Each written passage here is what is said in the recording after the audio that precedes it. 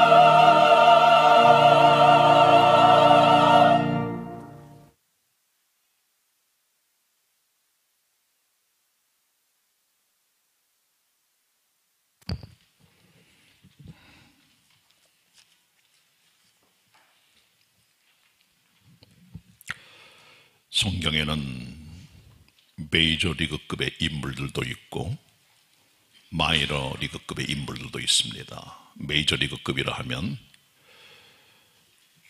성경의 맥을 이끌어가는 주요 인물들을 말하는 것이고요. 마이너리그급이라 하면 성경에 나오는 기록이나 분량은 작지만 그러나 빛을 발해주고 있는 하나님의 일꾼들에 대한 얘기를 말하는 것입니다.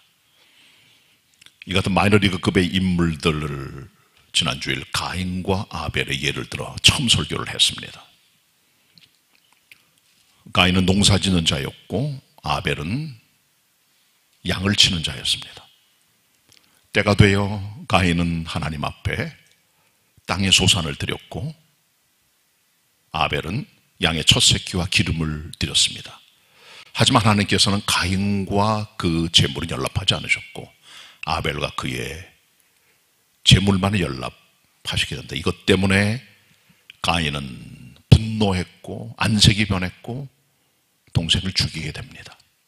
여기까지 지난주일에 설교한 1절로 8절까지 내용이고요. 오늘은 가인의 살인에 대해서 살펴보는 시간을 갖도록 하겠습니다. 살인은 여러 종류가 있는데요. 의도적으로 사람을 죽이지 않고 실수로 죽이는 과실치사가 있습니다. 예를 들면 모세 율법에 기록한 대로 나무하러 간 사람이 도끼로 나무를 벨 때 도끼자루에 도끼날이 꽉 밀착이 되어 있지 않아서 나무를 펼 때 그 도끼날이 빠져나가 옆에 사람을 죽였다. 우연한 사건 같지만 이것은 의도적으로 죽인 게 아니라 실수지요. 죄의 질이 가볍다는 겁니다. 교통사고라든가 작업 현장 이런 데서 삶의 자리에서 이런 과실치사가 가끔 벌어집니다. 이것은 의도적인 죄질은 없는 거예요.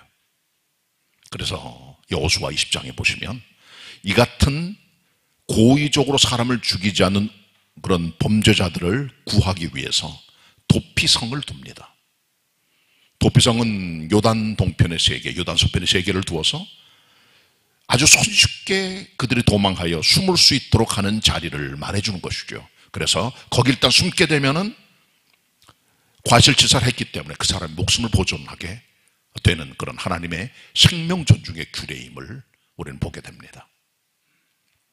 그러나 모든 살인들이 의도적이지 않은 그런 죄는 아니에요. 고의적으로 사람을 죽이는 1급 범죄, 계획 범행, 살인이 있다는 겁니다. 그게 바로 가인의 살인입니다. 가인은 아담과 하와가 동침해 난 인류 최초의 출생된 자녀입니다. 특별한 인물인데 그가 살인자가 된 거예요. 성경 본문을 보면은 가인이 아벨에게 고하여 함께 들에 나가 가인이 아벨을 쳐 죽입니다. 본문 8절 같이 보도록 합니다. 성경 본문은 굉장히 중요합니다. 우리의 모든 설교나 우리의 믿음 생활의 표준이 바로 이 텍스트이기 때문인 것이죠.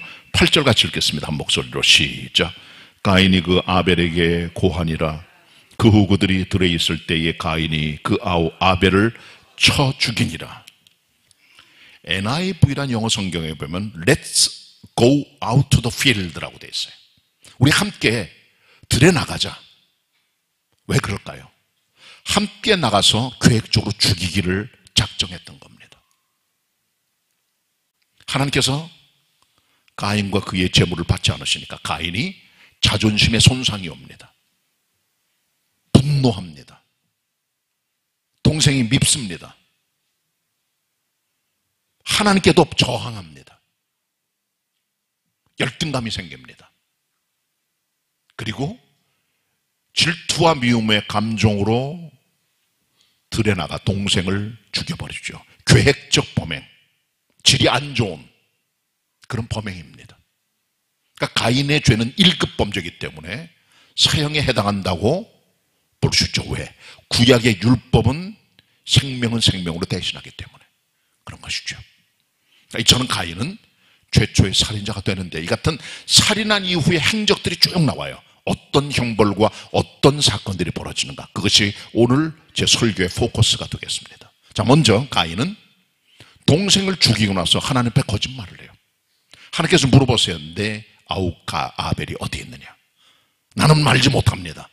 내가 내 아우를 지키는 자입니까 하나님? 그는 그렇게 하나님 앞에 인류 최초의 거짓말을 해요. 본문 같이 봅니다. 8절 말씀입니다. 합독합니다. 8절 시작. 여호와께서 가인에게 이르시되 내 아우 아벨이 어디 있느냐? 그가 가로되 내가 알지 못하나이다. 내가 내 아우를 지키는 자니까.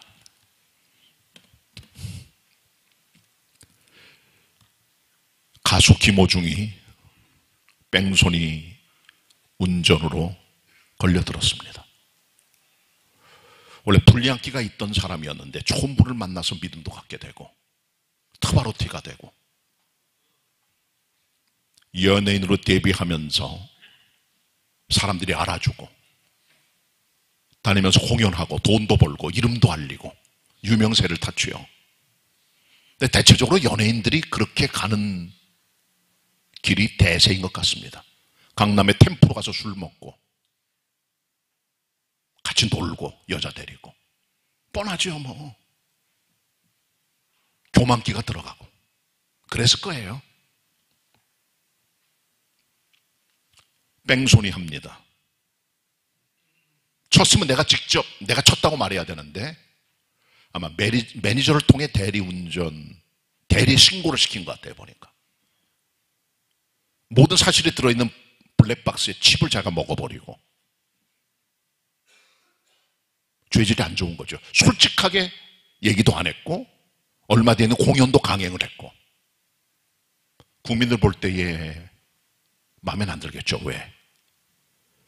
정직하지 못하니까. 근데 너무 김호중 비난하지 마세요. 같은 입장 되면 우리도 거짓말 할 수 있습니다. 김호중의 잘못된 건 거짓말이에요. 정직하지 않았으니까. 사람들은 거짓말할 때 분노합니다. 화를 냅니다. 그리고 자기는 돌아보지 못하고 거짓말하는 사람에게 손가락질을 하고 비난을 하고 도를 저지고 욕을 합니다. 우리도 그렇게 될 수 있는 존재들이에요. 너무 돌도지지 마세요. 예수님께서도 가나마다 현장에 잡힌 여인에게 돌을 던지지 않으셨습니다. 정죄하지 않으셨습니다. 어떤 누구도 사람의 죄를 정죄할 권리는 없습니다. 왜? 우리는 법을 준수하는 자들이 입법자나 재판관이 아니에요. 재판관은 오직 한 분 하나님이세요. 절대 잊어버리면 안 됩니다. 사람들 거짓말할 때 분노해요. 하나님 얼마나 분노하셨을까요? 왜? 오리발 내미는 거예요. 난 모릅니다. 자기가 죽였잖아요. 하나님 보셨어요. 내가 아우를 지키는 사람입니까? 거짓말합니다. 우리들의 모든 거짓말들, 김호중을 비롯해서 그게 사실이라면 확인된 건 아니니까 재판 나오기 전까지는 기다려야 돼요. 어쨌든 우리 모든 사람들의 정직하지 못한 거짓말들의 뿌리는 아담과 가인입니다. 난 알지 못합니다. 부정직한 대답이죠. 거기서 다 뿌리가 내려오는 거예요. 야곱이 자기 형 에서의 장자권을 팥죽한 그릇으로 바꾸고 몸을 꾸며 아버지의 장자 축복을 다 가져가고 거짓말장이잖아요. 그 뿌리가 가인이 올시다 아담이 올시다. 열왕기 시대에 아람 군대 장관이었던 나아만이 고침을 받기 위해서 이스라엘에 있는 하나님의 종 엘리사에게 오죠. 그를 고쳐줍니다. 하나님의 은혜로. 어떤 대가도 엘리사는 나아만에게 요구하지 않습니다. 근데 엘리사의 종이었던 게하시란 녀석이 자기 주인의 명령을 어기고 자기 스승의 명예를 더럽히고 나아만에게 가서 거짓말을 하여 물건을 빼돌리죠. 그것 때문에 게하시에게 나아만에게 들려던 문둥병이 들어가 문둥병을 하게 되죠. 이 게하시 가지고 있던 거짓말 그 뿌리가 어디 있습니까? 아담과 가인한테 있는 거예요. 추적하면 다 그런 겁니다. 사도행전 5장에 나오는 아나니아 삽비라 이야기. 두 부부는 믿음 생활하는 사람이었어요. 그리스도 예수의 은혜로 믿음을 갖게 됐고 그때 초대교회 대세가 자기들의 재산을 털어 힘든 믿음의 지체를 도와주는 건데 이 사람들도 믿음으로 껍데기는 말했죠. 우리 재산 다 바치겠다고 했지만 빼돌린 거죠. 생색만 낸 거예요. 다 바치겠다 말해놓고 내지 않은 거예요. 거짓말이죠. 결국 이것 때문에 두 사람이 죽게 됩니다. 하나님께서 본보기로 두 사람의 죽음을 허락하셨죠. 좀 심해 보이다 할 정도로. 거짓말의 뿌리는 아담과 가인이고 그 유전된 망령된 DNA가 우리 안에 있는 거예요. 우린 다 김호중들입니다. 특별한 존재가 아니에요. 같은 사건 만나면 그럴 수 있는 존재임을 우리가 알고 살아가야 돼요. 우린 가인의 후손들입니다. 절대로 자신하면 안 돼요.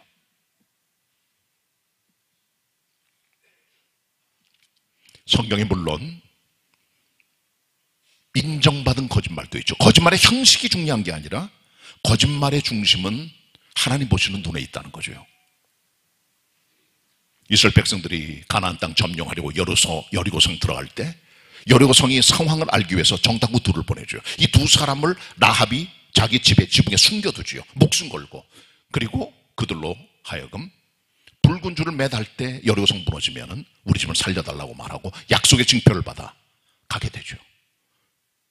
히브리 11장 30절 31절에서 라합을 믿음의 여자라고 했어요. 믿음으로 거짓말을 한 거예요.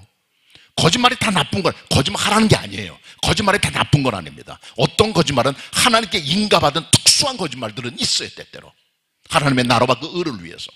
믿음의 거짓말입니다. 이건 목숨 건 거짓말. 이 거짓말 안 했으면 라합과 그 가족 다 죽는 거죠. 이건 신앙의 거짓말입니다. 하나님 인준받은 특별한 케이스지. 거짓말을 인준하는 건 아니에요. 성경에. 우리 속에 있는 부정직한 거짓말, 하나님 앞에 잘못된 것들, 타락한 우리의 품성들, 그 뿌리는 아담과 가인이 올시다. 꼭 기억하셔야 돼요. 그때 하나님께서는 우리에게 이렇게 말씀하세요. 네 아우 아벨이 어디 있느냐? 네 아내가 어디 있느냐? 내 남편이 어디 있느냐? 내 아버지가 어디 있느냐? 내 딸이 어디 있느냐? 내 형제가 어디 있느냐? 내 친구가 어디 있느냐? 물어보세요. 우리 마음속에 관계가 좋지 못할 때 그 친구 죽었으면 좋겠다. 되져버려라. 안 보면 좋겠다. 아내 아이고 그냥 어디 가버리면 좋겠다. 남편 그냥 끝장나면 좋겠다. 우리 새끼들 지질이 나쁜 놈들 그거 다 그래 얼굴 안 보면 좋겠다. 그게 작은 놈의 살인들이에요. 영혼을 돌보주고 사랑하지 못하는 거. 가인이 말합니다. 내가 내 아우를 지키는 자입니까? 우린 서로 지켜주는 자들이에요. 난 모릅니다. 난 알지 못합니다. 그들의 영혼에 관심 없습니다.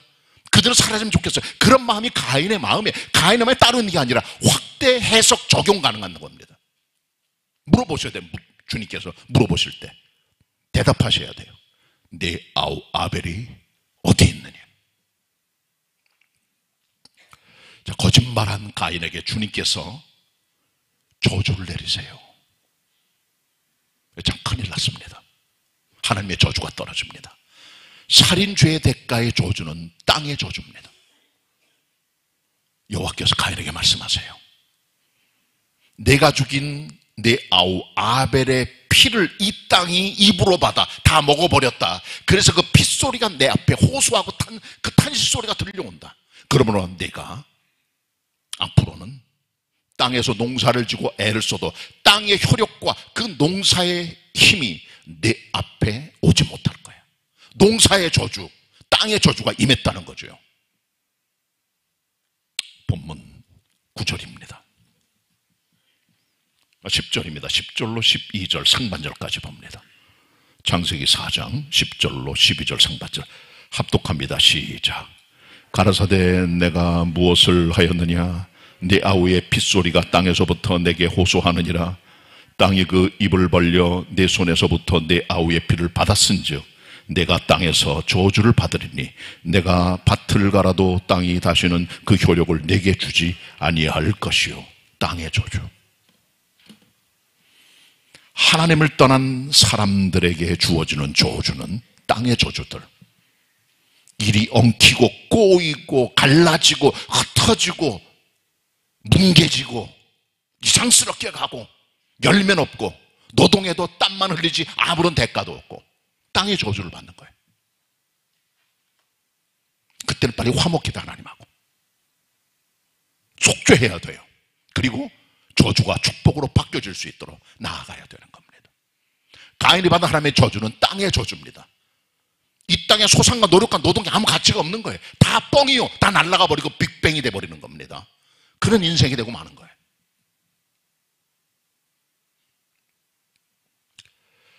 1867년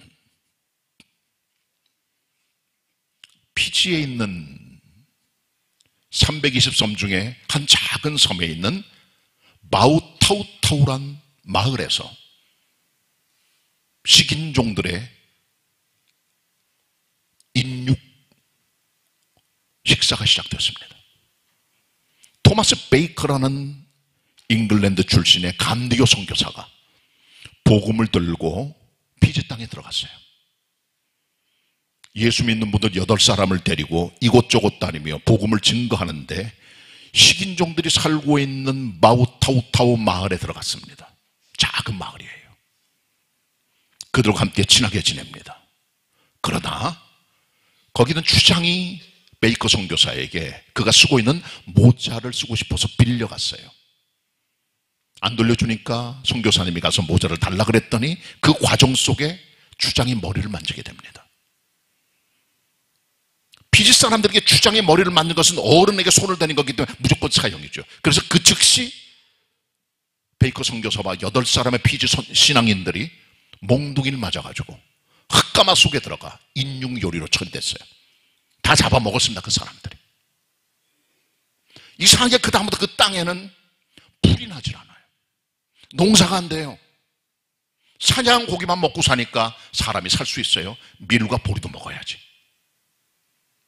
도로도 안 생기고 의료기관도 안 들어오고 교육도 안 되고 나중엔 120명만이 살고 있는 작은 마을로 변화됐고 그게 130년간 지속되어 오는 저주의 땅이 됐다가 130년이 지나 2003년 11월 13일 날 휘지에 있는 목회자들, 휘지에 있는 총리, 휘지에 있는 추장과 대의원들, 주민들 600명이 모여서 하나님 앞에 속죄의 제사를 드리게 된 거예요. 베이커 선교사 후손 11명이 호주에 살고 있어 그들을 모셔다가 함께 제사 지내고 그들의 죄를 과를 용서를 구하고 하나님께 용서를 구하고 속죄하고 예배를 드렸더니 우리가 돕고 섬기는 이승배 선교사의 말에 따르면 그 땅이 불이 나고 농사가 되고 사람이 살게 되고 의료기관 들어오고 도로가 닦이고 살아났다는 거예요. 그리스도가 들어가야 저주가 축복으로 변화되는 겁니다. 가인의 땅의 저주는 그리스도만이 해결해 주세요. 그분이 들어갈 때 저주가 행복과 축복으로 달라지게 되는 거예요. 하나님께서 그게 주시는 말씀이 또 하나가 있어요. 가인에게 너는 땅에서 유리하는 자가 되리라. 유리하는 자가 되리라. 본문 같이 봅니다. 12절 하반절입니다. 너는 같이 읽습니다. 시작. 너는 땅에서 피하여 유리하는 자가 되리라. 이 유리하는 자가 된다는 말은 영어 성경은 말합니다. A restless wanderer on the earth. On the earth. 이 땅에서, 이 세상에서 restless, 쉴 수 없는, 쉼이 없는 wanderer, 방황자, 나그네가 된다 그 말이에요. 죄를 들면 사람들이 나그네가 됩니다. 갈 데가 없어지는 거예요. 쉴 데가 없어요. 다들 방랑하고 떠돌아다니는 난파선처럼 왔다 갔다 하는 거죠. 닻을 내릴 데가 없는 거예요. 인생에 마음의 닻을 안식을 누릴 자리가 없는 거예요. 사람들은 이 같은 유의하는 자가 되는 것을 멈추기 위하여 결혼해서 가정도 만들어보고 애들도 낳아보고 직장도 가져보고 열심히 노동도 하고 열심히 공부도 하고 종교도 가져보고 하지만 해결되는 게 아닙니다. 나는 자연인이다. 가끔 봅니다. 중년 이상의 사람들이 로망이 그렇게 살아보는 거잖아요. 가족과 모든 거 다 떠나가지고 사실 비정상의 삶이에요. 근데 그걸 좋아해 그 사람들이. 근데 그들의 마음속에 있는 시면에 유리하는 나그네된 마음은 누구도 채울 수는 없는 거예요. 인생의 여정을 행복하게 보내기 위해 우리는 실버타운에 들어가길 원합니다. 한 달에 500만 원짜리, 600만 원짜리, 더 비싼 데도 있고요. 미국의 마이애미에 가면 리타이먼트 빌리지라고 있어요. 은퇴자들의 집들인데 거기는 좋은 데는 1,000만 원, 2,000만 원짜리 한 달에 그렇게 돈을 내고 사는 거예요. 모든 최고의 의료 혜택, 모든 식사, 모든 엔터테인먼트, 모든 사회복지가 다 거기 들어가 있습니다. 그렇게 한들 안식과 평안이 오겠습니까? 인간들은 이 땅에서 쉼 없이 방황하는 나그네들임을 이 본문이 보여줘요. 그것은 가인의 범죄 이후로 벌어진 인간들의 본성입니다. 그렇게 된 거예요, 사람들이요. 오거스틴은 말했습니다. 그의 고백록에서 내가 안식을 얻기 위해서 세상에 이곳저곳을 다 찾아봤지만 안식할 때를 못 찾다가 하나님 안에서 내가 안식합니다. 그리스도에게 돌아가셔야 돼요. 그때 안식이 생깁니다. 그때 평안이 옵니다. 수고하고 무거운 짐지하다 다 내게로 오라. 내가 너를 쉬게 하리라. 평안을 주십니다. 안식과 정착의 닻을 내려주세요. 그리스도가 하시는 겁니다. 누가 15장 11절로 24절에 우리가 잘 아는 돌아온 탕자, 돌탕하나 돌아온 탕자의 비유. 아버지 재산을 가지고 먼 나라에 갑니다. 창기와 함께 다 먹어버리고 허랑방탕합니다. 다 허비였어요. 아무것도 없어요. 소진됐어요. 그 땅에 기근이 듭니다. 백성도 먹을 게 없어요. 갈 데가 없습니다. 돼지치는 사람에게, 그 백성한테 가서 돼지치는 사람이 됩니다. 인간의 밑바닥이에요.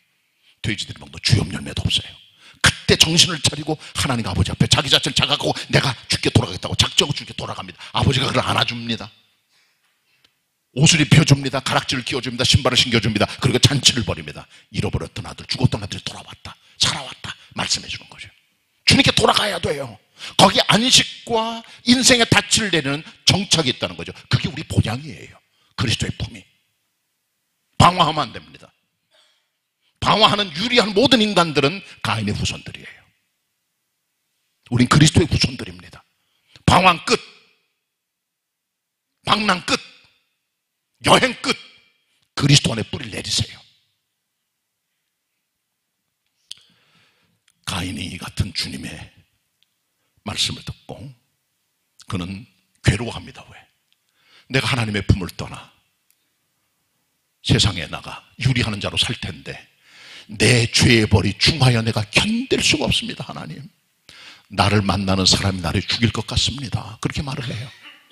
죄책감에 힘들어합니다. 가인이 죄를 지은 사람 속에 있는 죄책감이 어디 가는 게 아니에요. 양심 깊은 데 파묻혀 있습니다. 그러다가 마치 깨끗해 보이는 물속의 바닥을 흩어버리면 흙탕물이 올라가는 것처럼 우리 속에 숨어있던 죄악에 잠재된 그 양심에 정결치 못한 것들이 다 위로 올라오는 거예요. 그리고 우리 양심을 괴롭히는 거예요. 숨어있지만 노출됩니다. 금세. 어디 가는 게 아니에요. 그거는요. 본문 보도록 합니다. 13절 14절입니다. 합독합니다. 13, 14절 말씀 다 같이 읽습니다. 시작. 가인이 여호와께 고하되 내 죄벌이 너무 중하여 견딜 수 없나이다. 주께서 오늘 이 지면에서 나를 쫓아내시온즉 내가 주의 낯을 배웁지 못하리니 내가 땅에서 피하여 유리하는 자가 될지라 무릇 나를 만나는 자가 나를 죽이겠나이다. 나 죽고 싶습니다. 이 죄책감과 이 아픔 때문에 죄중이 너무 죄벌이 심하여 힘듭니다. 하나님, 괴로워하죠. 계시록 6장 15절로 17절에 보시면 마지막 날이 되면 죄인들이 이렇게 반응합니다. 땅의 임금들, 왕족들, 장군들, 부자들, 강한 자들, 각 종과 자유자들이 굴과 바위 틈에 숨어 이르기를 저 바위여 저 산이여 내 앞에 무너져 버려라. 보좌에 앉으신 하나님의 낯을 피하고 어린 양 예수 그리스도의 진노를 피하고 싶으리라. 그 속에 있는 씻을 수 없는 죄책과 그 아픔 때문에 바위가 내게 떨어 나를 그냥 죽여버려, 나를 가루로 내, 산산조각을 내, 그렇게 고백한다. 그만큼 사람 속에 있는 죄성이 얼마나 무서워요. 죽어도 안 없어져. 이거는요 안 없어지는 게 죄성이란 게. 이걸 뿌리 뽑아야 돼요. 근절을 해버려야 돼. 아예. 아니면 평생 여러분 편안하지 못해요. 기쁨이 없는 거야. 인생을 살아가도. 그게 오늘 본문의 메시지입니다. 25년 전쯤 제가 영국의 캐나다의 밴쿠버 아일랜드의 코목스베리라는 곳에 방문한 적이 있어요. 거기 항구에 갔더니 한 믿음의 형제 한 분이 요트를 가지고 있는 걸 제가 봤어요. 그럼 고기도 잡고 뭐 놀러 나간대요. 그런 형제입니다. 이름이 폴 오란슐레거라는 사람이에요. 폴 오란슐레거. 덴마크 사람인데 덴마크에서 캐나다에 이민을 왔어요. 그 형은 덴마크의 가장 큰 백화점의 주인이에요. 캐나다 왔습니다. 이 사람은 싱글인데 재혼한 여자랑 결혼했어요. 거기에 애가 있는데 어느 날 이 폴 오란슐레거가 의붓딸을 성폭행한 거예요. 그리고 이것 때문에 부부가 이혼하게 되고 수십 년이 지나가게 됩니다. 근데 이 오란슐레거 형제가 교회 나가 복음을 듣게 돼요. 깊은 속에 들어있던 그 죄악에 들춰주게 돼요. 하나님께 참회해요. 그리고 이 사람 경찰서 찾아갔어요. 내가 수십 년 전에 결혼하여 의붓딸을 성폭행했으니 나를 잡아 가두시오. 경찰과 검찰에서는 공소시효 끝났으니까 돌아가라 그래요. 계속 말합니다. 그거 하기 전까지 내가 절대로 편안하지 않아. 나를 좀 잡아 가두세요. 결국은 재판관들이 함께 모여 결의해서 이 사람을 감옥에 넣기로 해 몇 년 살고 나왔습니다. 그리고 남은 인생을 복음을 증거하며 간증하는 삶을 사는 걸 제가 봤어요. 그만큼 사람 속에 있는 양심의 소리들이 그렇게 힘든 거예요. 괴로운 거예요. 이 죄악의 형벌이 너무 아파 내가 견딜 수 없어요. 하나님 아버지 괴로워요. 하나님. 그게 사람의 마음입니다. 수양대군이 계유정난을 일으켰습니다. 살생부 만들어서 단종이 12살의 왕이 됩니다. 어린아이죠. 그 아버지 문종은 2년만 왕노릇하다 죽었어요. 건강이 좋지 못해요. 그리고 그의 부인인 현독왕후가 낳은 게 단종이고 어머니 현독왕후는 난 지 3일 만에 죽어요. 아버지 죽으니까 12살의 왕이 된 단종, 그의 삼촌이었던 수양대군 문종의 동생이죠. 칼을 품고 있다가 황보인과 김종서 같은 대신들을 죽여버리고 살생부 만들어 정난을 일으켜 완전히 국가를 뒤집어버리죠. 그리고 자기 사람으로 다 도배해버려요. 그리고 나중에는 영월에서 단종을 죽여버립니다. 비극적인 우리나라 조선시대의 왕조 역사의 아픔입니다.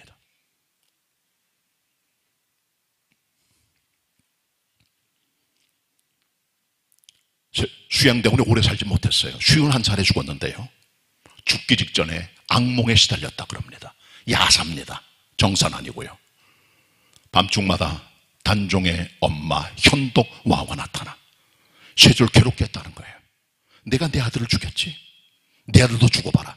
그래서 그런지 모르겠지만 세조의 세자였던 의경대군이 죽습니다. 일찍. 원자도 죽어요. 죽음이 끊이질 않아요. 편하게 살지 못했고 일설에 따르면 꿈에 현동왕후가 나타나 세조에게 침을 뱉었다는 거예요. 그랬더니 그 침이 세조의 등판에 붙어서 그게 등착이 돼서 문둥병자로 죽었다는 그런 야사도 있습니다. 사실인가 아닌가 모르겠지만 하나님 분명합니다. 세조가 편히 죽진 않았다. 왜? 죄책감 때문에. 죄 지면 그게 어디 가는 게 아닙니다. 용서받아야 돼요. 자유 얻어야 되고. 사람을 가장 가볍게 하는 게 죄 용서입니다. 우리 삶에 많은 짐이 있어요. 직장의 짐, 가족의 짐, 병의 짐, 건강의 짐, 많은 짐을 갖고 살아가 우리들은요. 그거 벗어진다고 행복한 거 아닙니다. 마태 9장에 보면 중풍병 걸린 사람이 걸어다닐 수 없어 친구들 네 사람이 이 사람을 상해 메시로 이렇게 와서 고침받게 되죠. 그때 주님께서 중풍병자에게 말씀하세요. 소자의 내 죄사함을 받았느니라. 사람들이 웅성거립니다. 저가 대체 누구길래 사람의 죄를 용서하는 권세가 있는가? 그때 주님 말씀하셨어요. 누가 이 사람을 쉽게 하는 것인가? 죄 용서받는 것인가? 병 고침 받는 것인가? 그리고 소자야, 내가 내게 말하노니 일어나 내 상을 들고 걸어가라 말씀하셨죠. 뭐가 이 중풍병자를 쉽게 하고 가볍게 했을까요? 병 고침? 아닙니다. 죄입니다. 사람은 죄 때문에 힘들어요. 무거워요. 고통스러워요. 힘들어요. 그걸 주님이 제거해 주시는 거예요. 그리스도의 복음과 은혜와 생명이 들어가 우리의 영혼에 피가 적셔져 우리를 살려내는 겁니다. 죄를 정결하게 하고 도말해 주시는 겁니다. 이게 주님의 마음이에요. 가인의 죄의 형벌, 그 아픔, 그 죄책감, 죽어도 안 씻어집니다. 그리스도의 피만이, 그리스도의 보혈만이, 그리스도의 은혜만이 들어가 구속하고 우리를 자유하게 하고 우리의 영혼을 가볍게 해주시는 것 믿으시기를 바랍니다.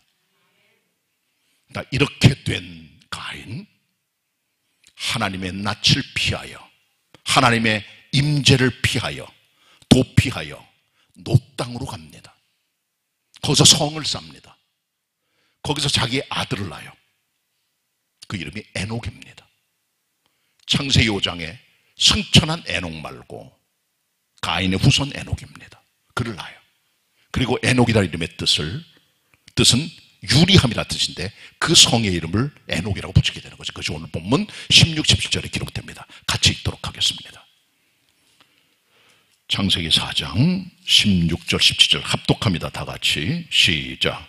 가인이 여호와의 앞을 떠나 나아가 에덴 동편 놋 땅에 거하였더니 아내와 동침하니 그가 잉태하여 에녹을 낳은지라. 가인이 성을 쌓고 그 아들의 이름으로 성을 이름하여 에녹이라 하였더라. 사람이 하나님을 떠나면요, 자기 세계를 세웁니다. 자기 가정을 만듭니다. 자기 놀이터를 만듭니다. 자기 동굴을 만듭니다. 자기 나라를 만듭니다. 거기 들어가 삽니다. 문명을 발전시키고 삶의 질이 향상이 되고. 근데 하나님은 안 계시죠. 왜? 가인처럼 하나님 앞을 떠나 놋 땅에다가 성을 쌓는 거예요. 하나님 없는 사람들이 쌓는 성이 도시문화, 현대 문명 물질입니다. 이것이 발전되면 어떻게 됩니까? 이 같은 놋성이, 이 에녹성이 어떻게 됩니까? 이게 바벨이 되는 거예요. 이것이 소돔과 고모라예요. 이게 폼페이입니다. 나가사키 히로시마입니다. 여러분, 그렇습니다.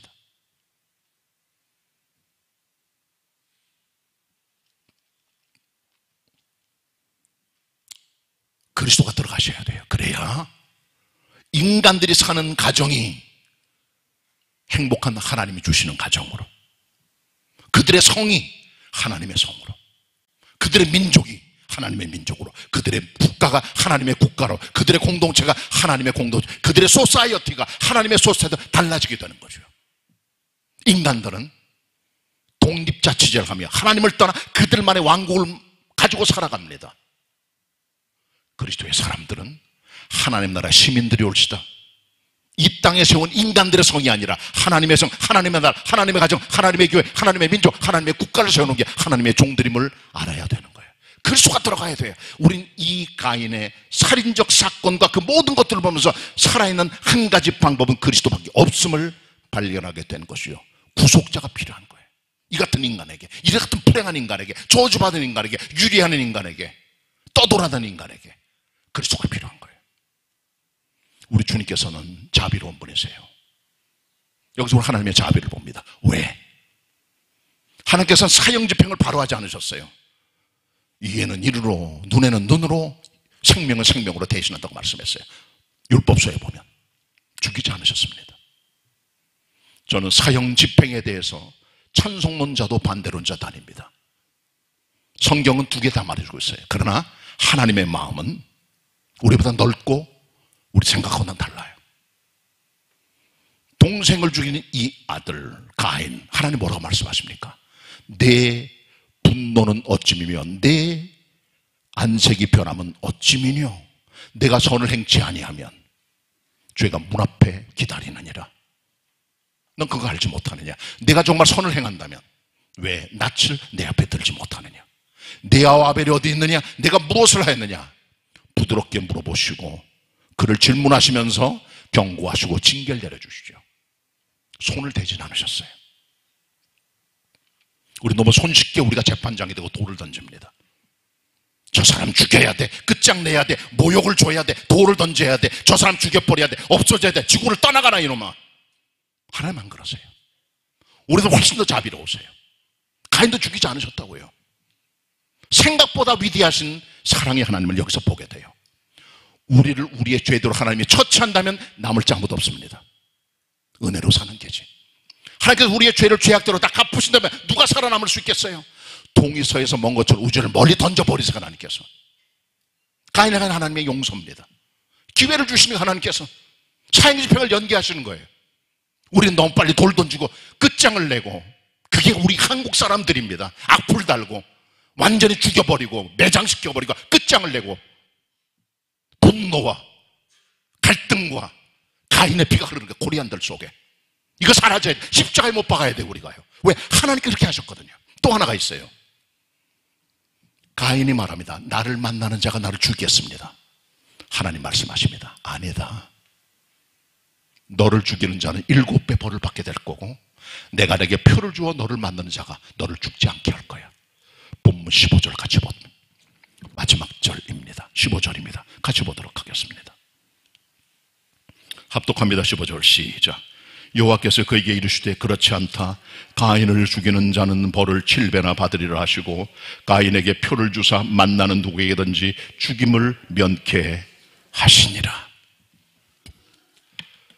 가인은 표를 받아서 하나님께로부터 어떤 사인, 어떤 마크, 뭔지는 몰라요. 어떤 상태는 모르요. 그러나 그를 죽이지 않도록 한 하나님의 사인입니다. 죽음을 피하게 하신 거예요. 누구나 그를 보면, 그 표를 보면 죽일 수가 없어요. 왜? 하나님 주신 표니까. 그리스도인들은 그 이상의 표를 달고 다녀야 돼요. 가인은 육체 생명을 보존받았죠. 우리는 영원한 생명을 보존받는 하나님의 임하표. 에스겔 9장 4절. 우상숭배와 죄 때문에 가증하게 여겨 그런 것들을 울며 아파하는 자들의 임하표를 붙여라. 산 사람들, 그 사람 살려준 하나님께서 죄를 봐도 가증 여기지 않고 사랑하는 사람들 임하표 받지 못합니다. 죄 때문에 울고 가슴 아프고 괴로워하는 자들에게 하나님께서 임하표를 붙여준다는 거죠. 요한계시록 9장 4절, 14장 1절, 22장 4절에 보시면 하나님께서 믿는 하나님의 사람들 이마에다가 예수 그리스도의 이름, 하나님이 붙어있는 임하표를 붙여준다고 약속했어요. 그리스도의 보혈의 피입니다.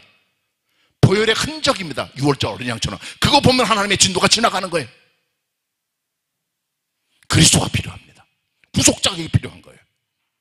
예수님 오셔야 되는 거예요.